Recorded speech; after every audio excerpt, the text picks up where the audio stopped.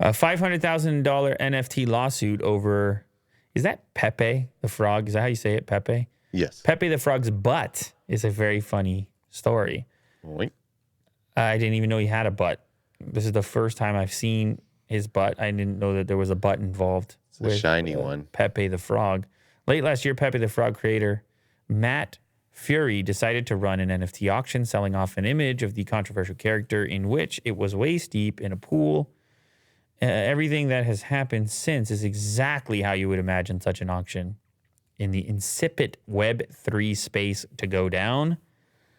On October 8th, he auctioned off a single NFT representing the image above. At the same time, he reportedly stated that aside from the one being auctioned, there would be 99 more NFTs representing the same image made and kept in the DAO's possession and never put up for sale. Mm-hmm. But someone bought it.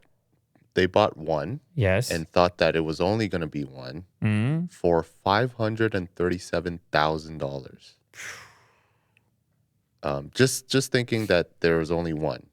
But then they released 46 of those 99 NFTs and sold them. Oh, man. So this guy who bought it, he wants a refund.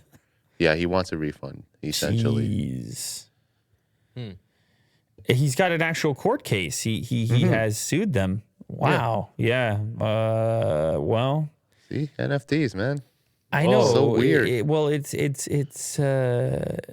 kind of like a Kickstarter effect, maybe, where expectations and reality and control mechanisms that we're used to and experience and longevity, it's not there.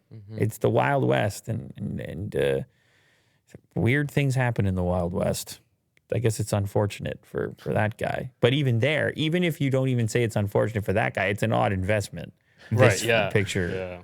I'm just thinking about this legal court battle, and then they have to show this image in court. Oh, this is the crux. This is the crux of the court case. Oh, boy. Absolutely.